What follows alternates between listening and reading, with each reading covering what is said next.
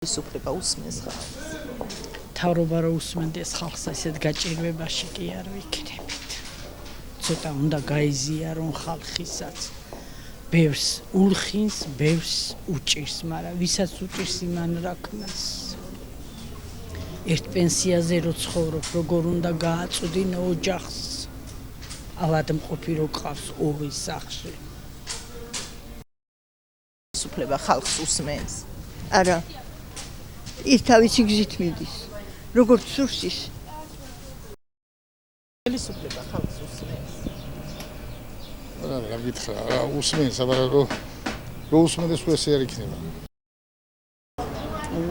რა ნაკლებად უსმენს, მე მგონია. ნაკლებად. უსმენს, მაგრამ აი რაში გამოიხატება, რაში იგრძნობა, რომ ხალხს უსმენს.